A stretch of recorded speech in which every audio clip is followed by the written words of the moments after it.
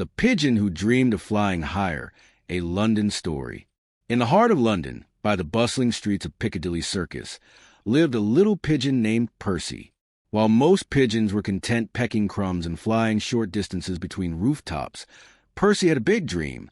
He wanted to fly above the Shard, the tallest building in the UK. The other pigeons laughed. "Stay grounded, Percy," they cooed. "No one flies that high." But Percy was determined. Every morning, while the city was still asleep, he flapped his wings a little harder, soared a little higher, and studied the wind patterns from the London eye. One stormy day, a strong wind came rushing through the city. Most pigeons stayed hidden, but Percy saw his chance. He braved the wind, twisted through the raindrops, and rode the air currents like a kite. Higher and higher he went, past Big Ben, past the clouds, until finally he soared above the Shard. The city lights twinkled beneath him like stars. He did it. When Percy returned, soaked but smiling, the other pigeons were stunned. "You actually did it?" one asked. Percy simply smiled and said, "Sometimes, to reach new heights, you just have to believe you're more than a pigeon." The Pigeon Who Dreamed of Flying Higher, a London Story, Part 2. Percy had just returned, wings trembling and feathers soaked from the storm. The other pigeons stood around him in awe. For the first time, they weren't laughing. They were listening. Word of Percy's flight spread across Trafalgar Square. Soon, pigeons from all over London came to hear the tale of the bird who touched the sky. But Percy wasn't interested in fame. He had tasted the clouds, and now he had a new dream. One evening, while watching the double-decker buses roll by and tourists feed crumbs to his friends, Percy spotted a small bird struggling to fly. It was a sparrow, young and nervous, perched on the edge of a fountain. "What's wrong?" Percy asked, fluttering down beside him. "I want to fly across the River Thames," the sparrow whispered. "But it's too far. I'm scared I'll fall." Percy smiled. "I once thought the same. Come with me. I'll teach you how to fly far, how to trust your wings." And so began Percy's new mission, not just to fly high himself, but to help others believe they could too. Each day, more birds joined. They called themselves the SkyFlock, a group of dreamers, led by a pigeon who refused to settle for crumbs. Together, they trained over the Tower Bridge, to the fog of Hyde Park, and above the swirling London eye. Percy became a mentor, a legend, and a friend. But not everyone was happy. High above the city, in the metal beams of an old clock tower, lived a raven named Reginald. He was once the king of the skies, feared by all.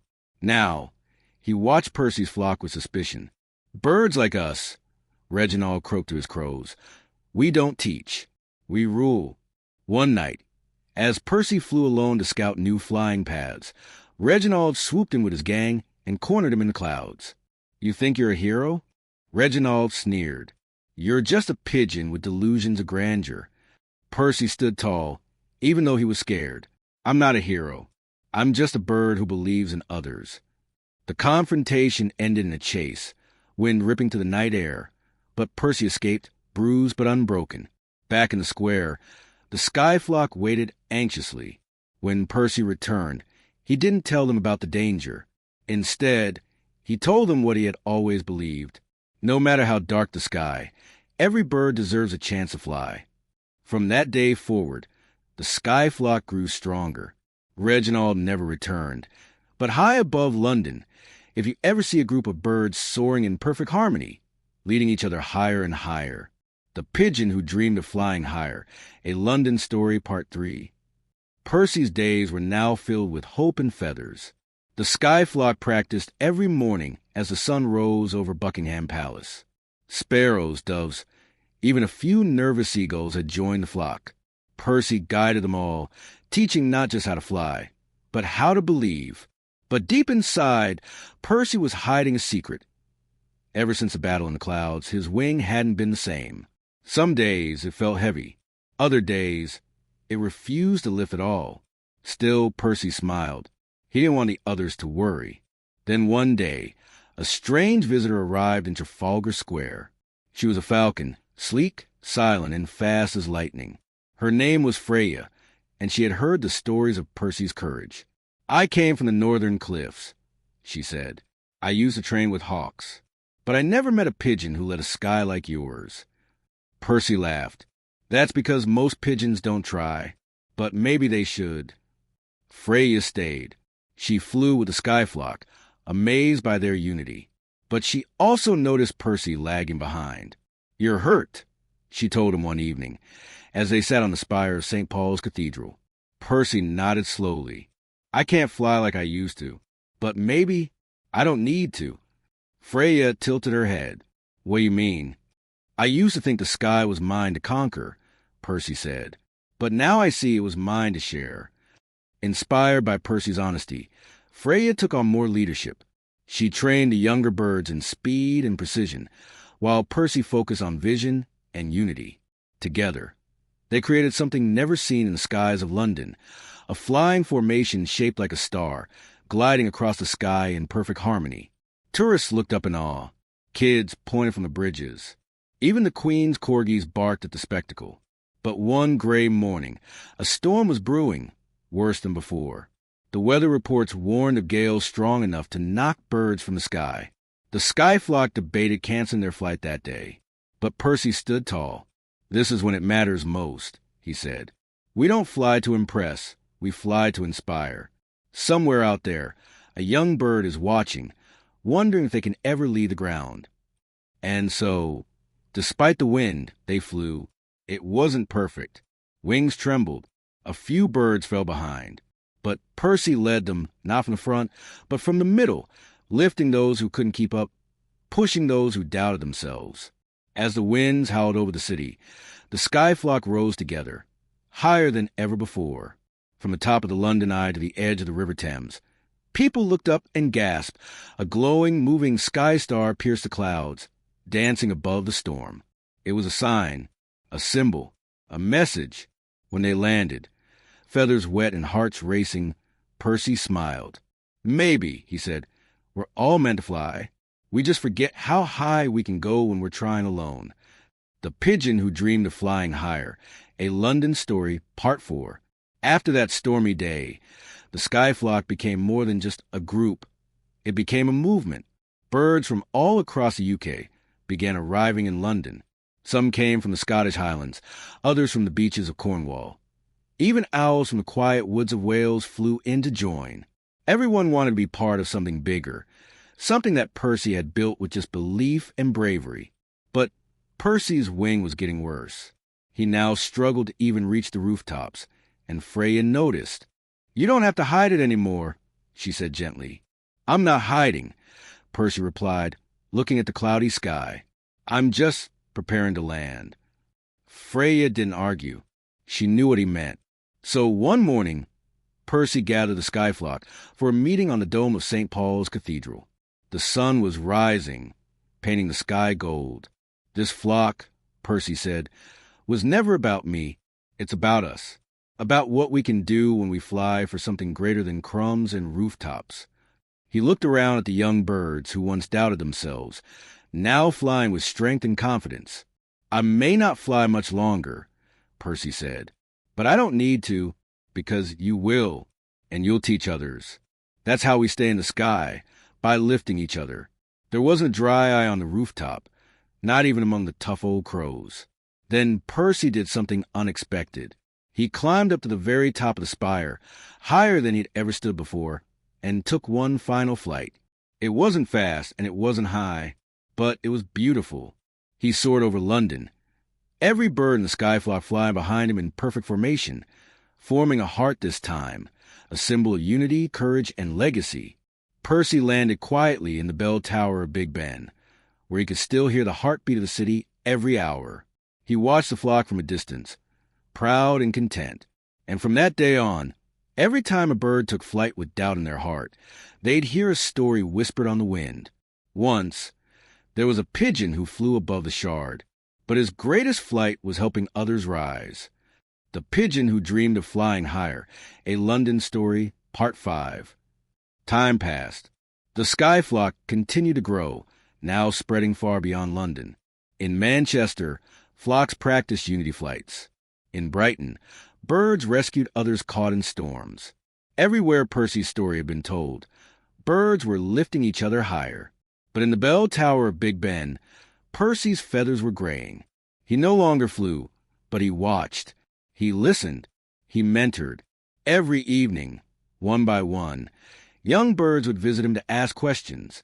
Percy, what if I'm not fast enough? Percy, what if I fall again? Percy, how did you know you were meant to fly higher? And every time, Percy gave the same calm reply. It's not about flying the highest. It's about lifting others even when your own wings are tired. But one evening, something unusual happened. A young raven named Rook arrived. He was a nephew of Reginald, the very raven who once tried to end Percy's dream. I was told never to trust pigeons, Rook said coldly, especially ones who think they can change the sky. Percy chuckled softly. I didn't change the sky. I just helped others see it differently. Rook narrowed his eyes. I want to challenge the SkyFlock. Prove strength is still what matters. Percy looked out at the skyline, where flocks of birds moved in harmony. Then fly with us, not against us. The next day, Percy surprised everyone by appearing in the center of Trafalgar Square. With help from Freya and others, he stood before a gathering of thousands. Today, Percy said, a new voice joins us. He comes not as an enemy, but as a question. What does true strength mean? All eyes turned to Rook. The young raven stood silently for a moment. Then he opened his wings and flew, not alone, but beside a sparrow, then a dove, then a seagull, and slowly, without realizing, Rook became part of the formation. When they landed, he looked at Percy, breathless. I didn't think that would feel so right. Percy smiled. That's because it wasn't just about you. It was about us. Years later, Percy passed peacefully in his sleep, high in the bell tower, with the city he loved beneath him. The news spread across the skies. Birds flew from every corner of the country to honor him. Not with a statue, but with a formation in the sky unlike any ever seen before, a great glowing phoenix, made of wings and unity. Freya led the ceremony. He was never the biggest or the fastest, but he made us believe, and that changed everything. The Pigeon Who Dreamed of Flying Higher, a London story, Part 6, The Legacy Takes Flight. After Percy's passing, something unexpected began to happen. Every city in the UK, Liverpool, Cardiff, Edinburgh, Belfast, formed their own SkyFlock chapters, each led by birds who had once been uncertain, afraid, or overlooked. They called themselves the Children of the Sky, in honor of Percy. In schools, young birds studied Percy's life the way humans study legends. His journey from the streets of Piccadilly to the skies above the Shard became more than a story. It became a lesson in courage. But Percy's influence didn't stop with birds. One foggy morning in London, a boy named Leo stood beneath the bell tower of Big Ben. He had heard stories of the pigeon who changed the skies. Leo was quiet, shy, always watching but never speaking. He watched the birds above him, flying in perfect formation, and whispered to himself, if a pigeon can fly that high, maybe I can too. That day, Leo went home and drew a picture of Percy with colored pencils. He taped it above his desk. Then he picked up a microphone, something he had never dared to touch before. I want to tell stories, Leo said to no one in particular, like Percy did. Maybe my voice can help someone fly. And so it began. Across the world, from birds to people, from feathers to footprints, Percy's legacy turned into action. There were murals of him in art schools. There were children's books written about him in every language. There was even a scholarship fund named the Wings of Percy Foundation, helping young dreamers chase their passion, whatever it might be. One day, many years later, an old falcon flew to the bell tower where Percy once rested. It was Freya. Her feathers were now silver, but her eyes still sharp. She perched quietly and looked out over the skyline, where hundreds of birds now danced through the sky in peaceful, powerful patterns. She whispered, "You did it, Percy. You didn't just fly, you taught the whole world how to rise." And in that moment, the wind blew gently through the bell tower. The chimes rang soft and low, like a whisper through time. Some say if you listen closely at sunset, just as the last light touches the rooftops, You can hear a single coo echo through the sky. Fly higher and take someone with you.